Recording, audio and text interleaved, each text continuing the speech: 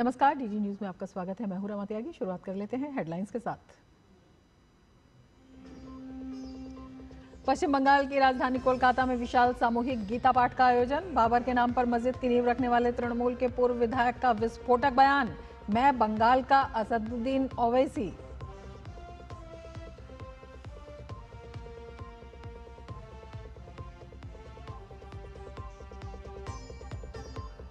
भाजपा का कांग्रेस पर बड़ा आरोप, नेहरू की विरासत को जीवित रखने के लिए अन्य कांग्रेसी या गैर कांग्रेसी नेताओं की लीगेसी को किया गया खत्म। सरदार पटेल, नेताजी सुभाष चंद्र बोस और बाबा साहब अंबेडकर को किया गया दरकिनार।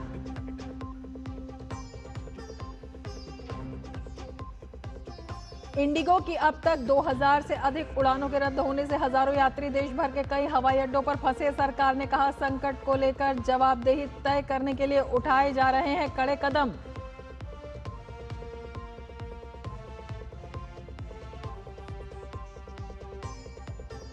गोवा में नाइट क्लब में आग लगने से 25 लोगों की मौत। घटना की मैजिस्ट्रियल जांच के आदेश। राष्ट्रपति, उपराष्ट्रपति और प्रधानमंत्री ने जताया दुख। पीएम राष्ट्रीय राहत कोष से पीड़ितों को अनुग्रह राशि की घोषणा।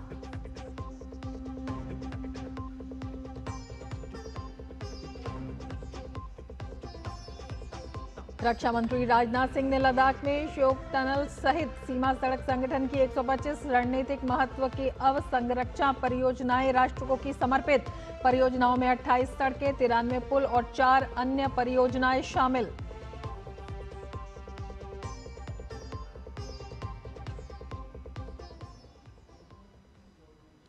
और अब विस्तार से समाचार। पश्चिम बंगाल में लगातार बढ़ते विवादों और तुष्टीकरण के आरोपों के बीच कोलकाता के ऐतिहासिक ब्रिगेड परेड ग्राउंड में आज लाखों सनातनियों ने सामूहिक गीता पाठ किया। भाजपा का आरोप है कि ममता बनर्जी की तुष्टीकरण प्रधान राजनीति ने पश्चिम बंगाल को ऐसे मोड़ पर ला खड़ा किया है जहां हुमायूं कबीर जैसे टीएमसी विधायक बाबर के नाम पर मस्जिद बनाने की खुलेआम अपील कर रहे हैं। भाजपा ने ममता सरकार पर आरोप लगाया कि ये उसी शासन का परिणाम है जिसने वर्षों से बहुसंख्यक समुदाय की आस्था को लगातार हाशिए पर धकेला है। इस राजनीतिक हलचल के बीच स्वामी रामदेव, धीरेन्द्र शास्त्री समेत कई संतों ने बड़ी संख्या में गीता पाठ में हिस्सा लिया और धार्मिक एवं सांस्कृतिक एकजुटता का संदेश दिया। गीता पाठ में उमड़ी विशाल भीड़ ने ममता सरकार को साफ संदेश दिया कि राज्य में सनातन परंपरा को दबाने की किसी भी कोशिश का जवाब अब जनता खुद देगी।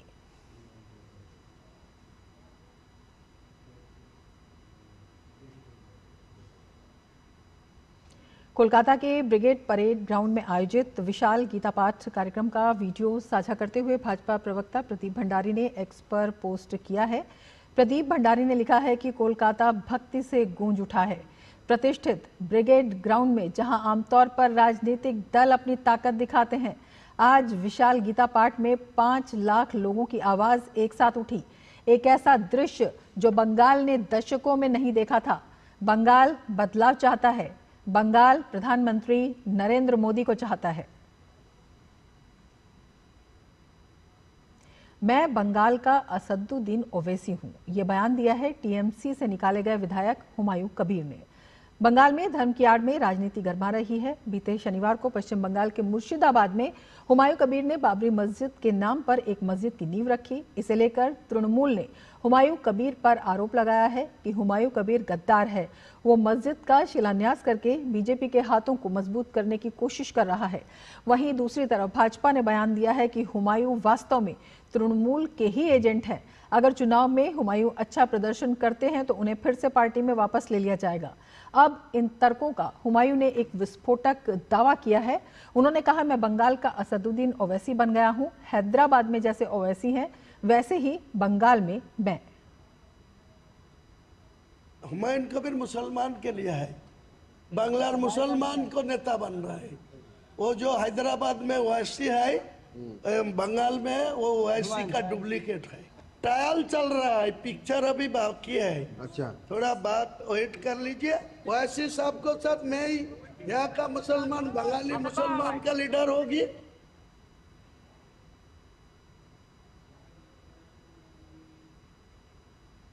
पश्चिम बंगाल में जारी एसआईआर प्रक्रिया के बीच मध्यम ग्राम आतपारा गांव पूरी तरह से वीरान हो गया है। मध्यम ग्राम नगर पालिका का 3 नंबर वार्ड सुनसान है। यहाँ सैकड़ों परिवार रहा करते थे, लेकिन सभी परिवार रातों रात गायब हो गए। स्थानीय लोगों का कहना है कि यहाँ बांग्लादेश से आए लोग रह रहे थे, जो पश्चिम बंगाल सरकार की लक्ष्मीर भंडार योजना का लाभ ले रहे थे।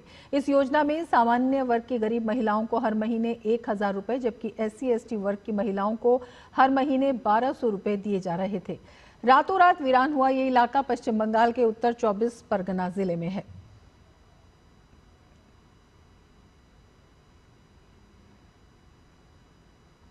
और भाजपा प्रवक्ता संबित पात्रा ने प्रेस कॉन्फ्रेंस को संबोधित किया और प्रेस कॉन्फ्रेंस को संबोधित करते हुए कांग्रेस पर निशाना साधा। संबित पात्रा ने कहा कि सोनिया गांधी ने हाल ही में बीजेपी पर नेहरू की लीगेसी को खत्म करने का आरोप लगाया था। केवल नेहरू की लीगेसी को जीवित रखने के लिए अन्य कांग्रेसी या गैर कांग्रेसी नेताओं की लीगेसी को खत्म किया गया। सरदार पटेल के साथ भी ऐसा हुआ। सरदार पटेल और नेताजी सुभाष चंद्र बोस को कांग्रेस ने दरकिनार किया। साथ ही बाबा साहब अम्बेडकर के साथ जो व्यवहार पंडित नेहरू का रहा, उसे दुनिया जानती है।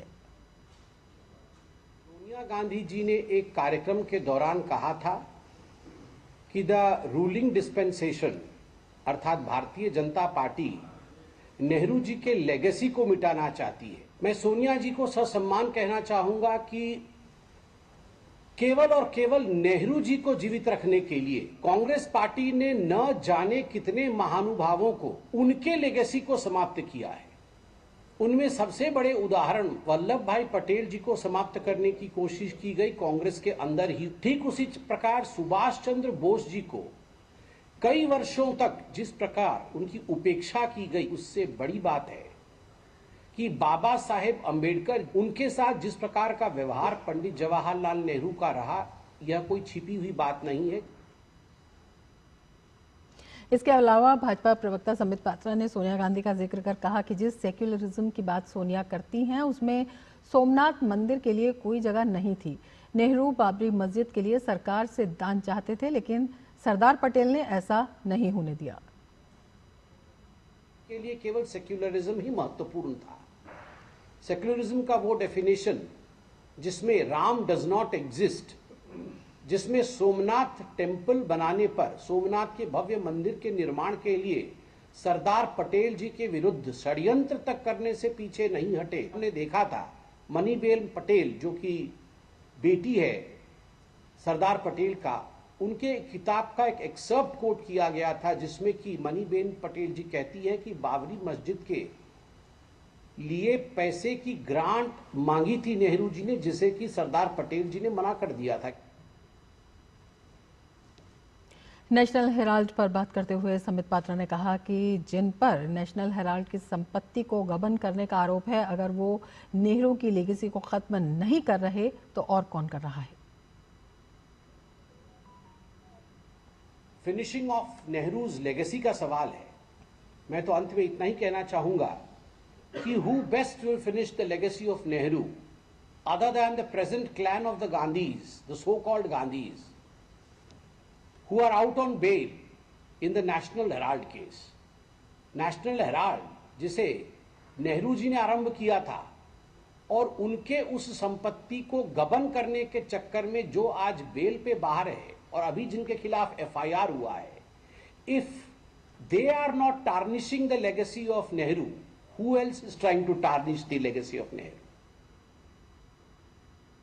गोवा में कल रात एक भीषण हादसा हो गया। नॉर्थ गोवा के अरपुरा स्थित एक नाइट क्लब के रेस्टोरेंट में आग लगने से 25 लोगों की मौत हो गई, जबकि 6 लोग घायल हैं।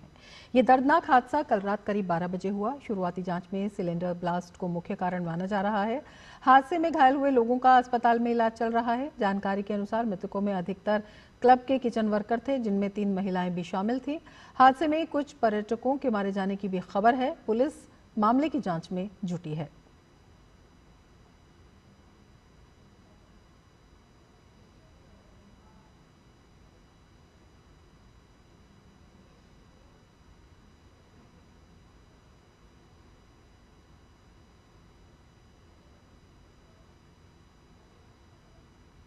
आरपोरा में लगी आग की दुर्घटना बहुत बड़ी दुर्घटना है।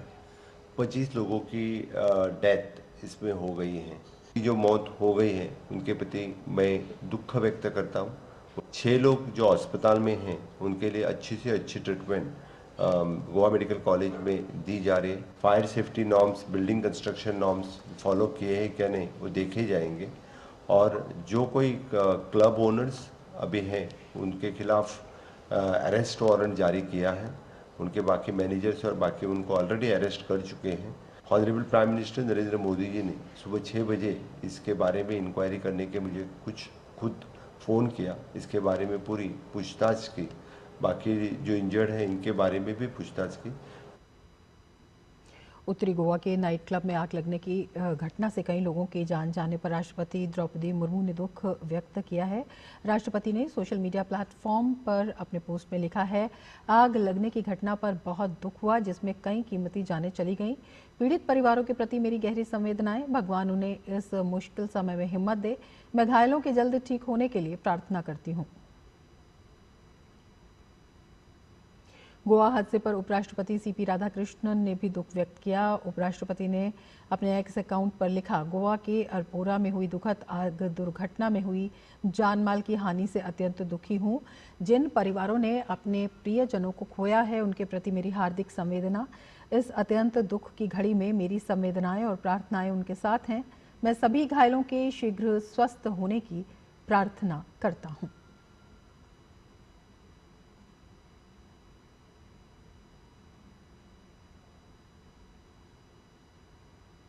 गोवा के दर्दनाक हादसे पर प्रधानमंत्री नरेंद्र मोदी ने दुख व्यक्त किया।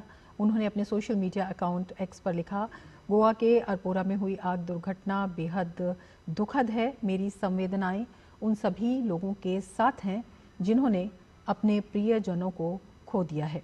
ईश्वर करे कि घायल जल्द से जल्द स्वस्थ हों। मैंने गोवा के मुख्यमंत्री डॉक्टर प्रमोद सावंत जी से स्थिति के बारे में बात की। राज्य सरकार प्रभावित लोगों को हर संभव सहायता प्रदान कर रही है।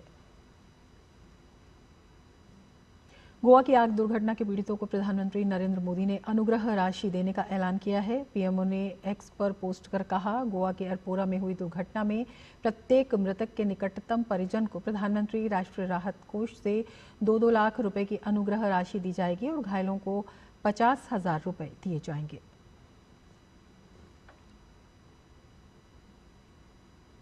मध्य प्रदेश के बालाघाट जिले में सुरक्षा बलों को बड़ी कामयाबी मिली है। मध्य प्रदेश महाराष्ट्र छत्तीसगढ़ जोन के कान्हा भोरमदेव डिवीजन के 10 सशस्त्र नक्सलियों ने कल देर रात पुलिस के सामने आत्मसमर्पण कर दिया।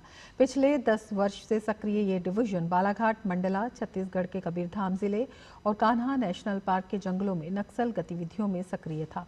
सूत्रों के मुताबिक हॉकफोर्स और इंटेलिजेंस विंग के अथक प्रयासों के बाद इन नक्सलियों ने बालाघाट के आईजी संजय सिंह के समक्ष समर्पण किया। इन पर कुल मिलाकर करीब 3 करोड़ रुपए का इनाम घोषित था। सरेंडर के साथ ही मध्य प्रदेश में एमएमसी जोन का केबी डिवीजन पूरी तरह समाप्त माना जा रहा है।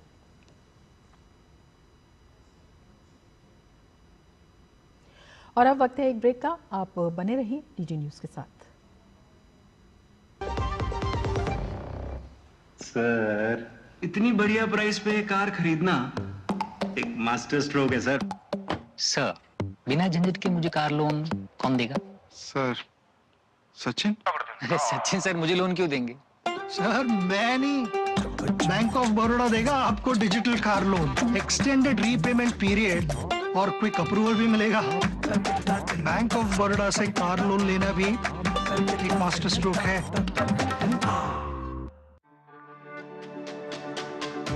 मेरी पसंद, मेरी पसंद,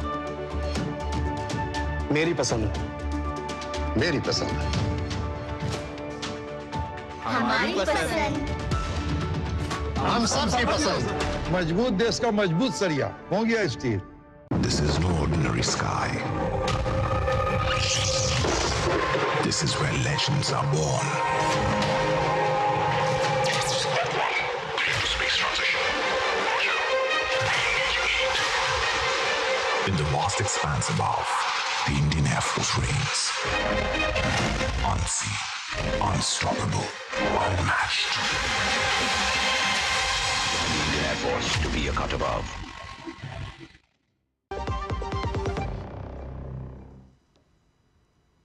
देश भर में इंडिगो की फ्लाइट कैंसिल होने का सिलसिला जारी है। पूरे देश में हजारों यात्री परेशान हो रहे हैं। दिल्ली एयरपोर्ट पर भी यात्री परेशान दिखे। कुछ यात्री तो ऐसे भी हैं जो 3 दिसंबर से ही एयरपोर्ट पर फंसे हुए हैं। यात्रियों से बात की डीडी न्यूज संवाददाता दिव्यांशु ने। में इंडिगो की फ्लाइट कैंसिलेशन का सिलसिला लगातार जारी है। इस वक्त हम मौजूद हैं दिल्ली के टर्मिनल 1 एयरपोर्ट पर और मेरे पीछे आप देख सकते हैं कि ये इंडिगो का काउंटर है। यहाँ पर बड़ी संख्या में यात्री पहुंच रहे हैं।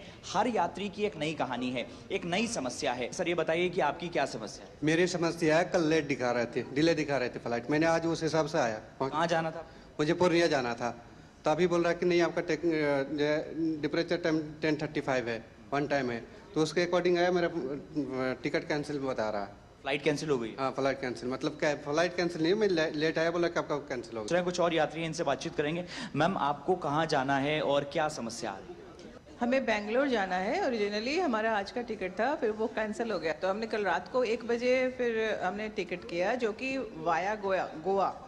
तो यहाँ से गोवा और गोवा से बेंगलोर, जो कि पर पर्सन 16,000 रुपीज़ है। और वो अभी हम लोगों ने 1 बजे टिकट ली और 1:30 को इन्होंने गोवा टू बेंगलोर का फ्लाइट कैंसिल कर दिया। कैंसिल हो गई? फ्लाइट कैंसिल हो गई है और यहाँ तक कि लोग ये कह रहे हैं कि जिनकी फ्लाइट कैंसिल है उन्हीं को अल्टरनेट फ्लाइट के लिए वो प्रीमियम चार्ज कर रहे हैं, हायर रेट्स चार्ज कर रहे हैं। ये जेंटलमैन मेरे साथ खड़े हैं, 7,000 का उनका टिकट था सेम डेस्टिनेशन के लिए, उन्होंने 16,000 उनसे चार्ज किया अल्टरनेट फ्लाइट के लिए।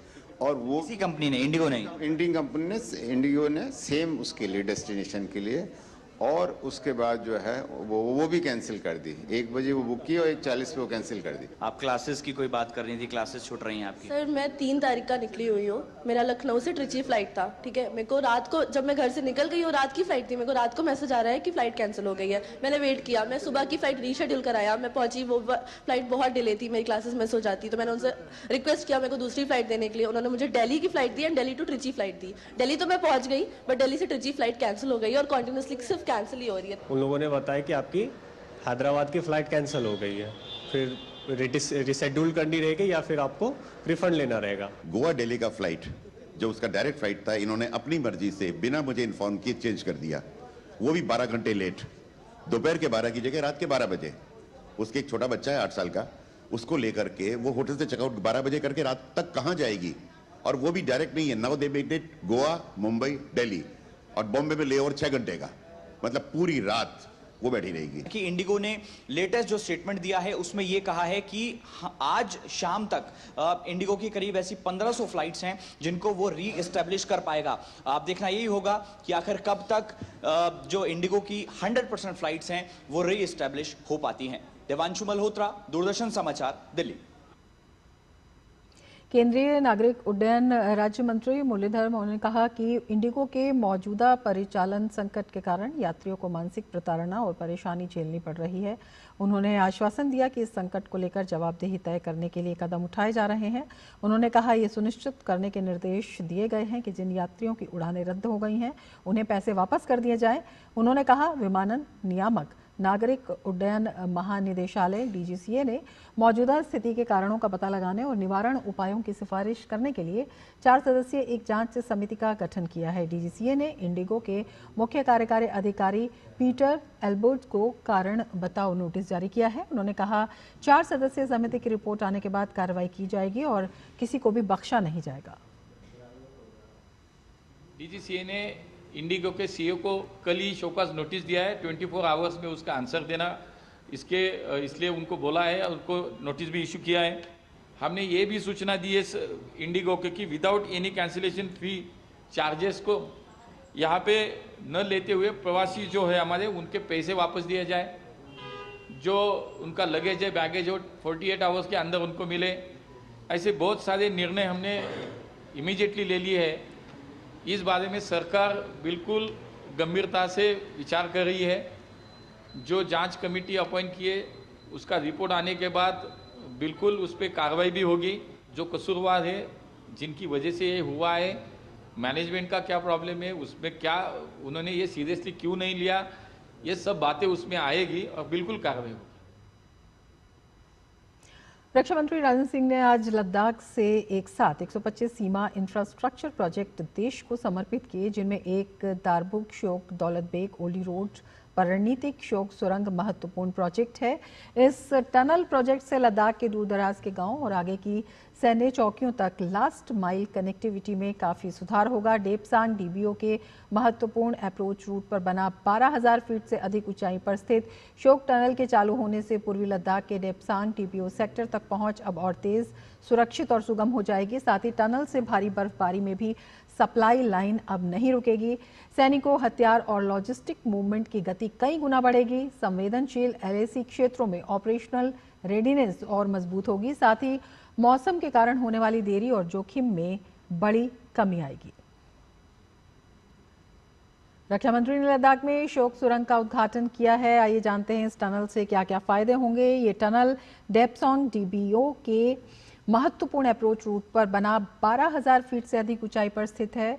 शोक टनल के चालू होने से पूर्वी लद्दाख के डेप्सांग डीबीओ सेक्टर तक पहुंच अब और तेज, सुरक्षित और सुगम हो जाएगी। साथ ही टनल से भारी बर्फबारी में भी सप्लाई लाइन अब नहीं रुकेगी। सैनिकों, हथियार और लॉजिस्टिक मूवमेंट की गति कई गुना बढ़ जाएगी। इसके साथ ही संवेदनशील एलएसी क्षेत्रों में ऑपरेशनल रेडीनेस और मजबूत होगी और इसके साथ ही मौसम के कारण होने वाली देरी और जोखिम में बड़ी कमी आएगी। तो एलओसी पर शोक टनल का उद्घाटन किया। लेह में बीआरओ प्रोजेक्ट के उद्घाटन समारोह में रक्षा मंत्री राजनाथ सिंह ने बॉर्डर एरिया कनेक्टिविटी पर जोर दिया। इस दौरान उन्होंने कहा कि roads, real time communication system, satellite support, surveillance network और लॉजिस्टिक्स कनेक्टिविटी की वजह से हमारे जवान मजबूती से मुस्तैद हैं। जो बॉर्डर एरियाज में कनेक्टिविटी का बढ़ना किस तरह से मल्टी डायमेंशनल वे में सबको प्रभावित कर रहा है। आज हमारे जवान कठिन इलाकों में इसलिए मजबूती से खड़े हैं क्योंकि उनके पास roads, real time communication system, satellite support, surveillance network और लॉजिस्टिक्स कनेक्टिविटी, यह सारी चीजें उपलब्ध है। बॉर्डर पर तैनात जवान की जिंदगी का एक एक मिनट, एक एक सेकंड यह बहुत ही महत्वपूर्ण होता है। इसके साथ ही रक्षा मंत्री ने ऑपरेशन सिंदूर का जिक्र करते हुए कहा कि बॉर्डर एरिया के साथ कनेक्टिविटी मजबूत होने के कारण ऑपरेशन सिंदूर को ऐतिहासिक सफलता मिली। पहले हमने देखा जब पहलगाम के दुर्दांत आतंकी हमले का जवाब देते हुए हमारी आर्म फोर्सेस ने ऑपरेशन सिंदूर को प्रभावी तरीके से अंजाम दिया। आतंकियों का क्या हश्र किया ये दुनिया जानती है। वैसे करने को तो हम बहुत कुछ कर सकते थे, लेकिन हमारी सेनाओं ने पराक्रम के साथ साथ धैर्य का भी परिचय देते हुए उतना ही किया जितना की आवश्यक था। इतना बड़ा ऑपरेशन इसलिए संभव हो पाया क्योंकि हमारी कनेक्टिविटी स्ट्रांग थी। हमारी आर्म्ड फोर्सेस के पास सही समय पर लॉजिस्टिक्स को पहुंचाया जा सका। इसके साथ ही इस बुलेटिन में फिलहाल इतना ही। नमस्कार।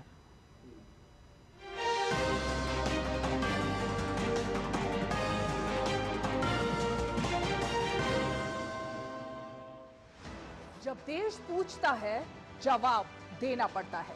शाम 5 बजे बजती है सवालों की घंटी और लगती है वो पंचायत जहां मुद्दे टलते नहीं और कोई जवाब अधूरा नहीं रहता।